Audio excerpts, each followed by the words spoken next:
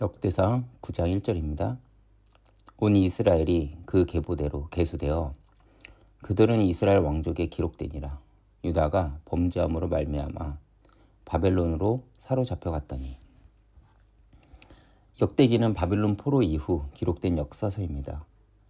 그렇게 역대기의 특징은 성전과 제사장직의 중요성을 다루며 하나님과 다윗 언약을 중심으로 이스라엘의 역사를 기술합니다.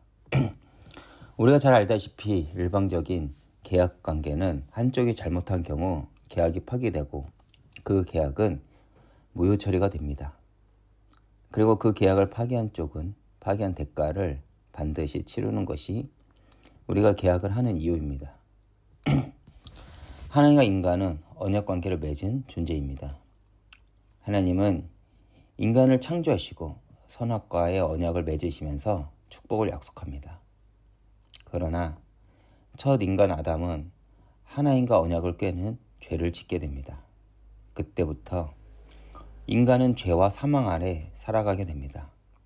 그러나 하나님은 다시 우리와의 관계를 회복하기 위해 아브라함을 통해 한 민족을 세우시고 이스라엘과 다시 언약을 맺습니다. 그리고 이제 이스라엘의 역할은 무엇입니까? 하나님의 백성으로서, 하나님의 제사장 나라로서 하나님을 열방에 전하고 그들을 하나님께 돌아오게 하는 것입니다.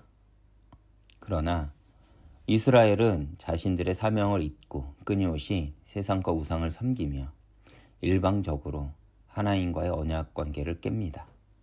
그러나 하나님과 이스라엘의 계약 관계는 이스라엘의 끊임없는 범죄에도 불구하고 하나님께서는 이 관계를 파기하지 않으시고 유지시키십니다.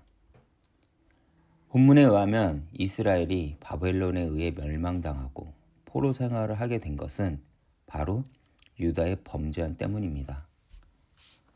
유다는 하나님과의 언약을 깨고 세상과 우상을 따릅니다.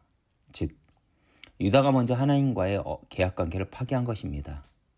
그렇다면 하나님의 공의로는 그들을 심판해야만 합니다. 이것이 공의이고 이것이 계약 파기의 대가입니다. 그렇지만 하나님은 이스라엘이 바벨론에서의 그 고통 소리를 들으시고 당신의 열심과 사랑으로 인해 이스라엘은 바벨론의 포로에서 돌아오게 하십니다. 이것은 우리에게 어떤 메시지를 주는 것일까요? 우리는 끊임없이 죄를 짓습니다. 성경에서 말하는 죄는 방향이 틀어짐을 이야기합니다.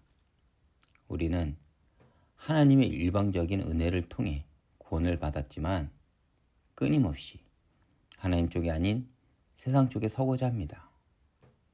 그런데 하나님은 우리를 사랑하시기에 우리를 놓지 않으시고 끝까지 구원을 이루신다는 것입니다. 그렇게 우리는 그 은혜를 잊지 않아야 합니다. 역대상 9장에 포로 귀환 후 적힌 기록이 무엇입니까? 바로 제사장들과 레위인들의 기록입니다. 이것은 무엇을 의미하는 것일까요? 바로 포로 귀환 후 이스라엘은 가장 먼저 예배를 회복했다는 것을 의미합니다. 언제든 예배가 무너진 시기는 하나님께서는 타락했다고 합니다. 그래서 우리는 세상에 끌려가며 노예처럼 살아가게 되는 것입니다. 그렇다면 우리가 가장 먼저 무엇을 해야 합니까? 바로 예배입니다. 우리가 올바른 예배가 회복이 되어질 때 하나님께서는 우리를 회복시키실 것입니다. 오늘날 우리는 함께 모이기 어려울 때입니다.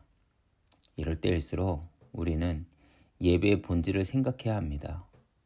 매일매일 내 삶 속에서 더 하나님께 나아가고 하나님과 교제하며 그분의 뜻과 생각에 내 귀를 기울여야 합니다. 그리고 더 나아가 내 모든 삶이 하나님의 증거되는 삶을 살아갈 때 하나님은 이스라엘을 회복하셨듯이 오늘날 무너진 교회와 우리의 삶을 회복하실 것입니다.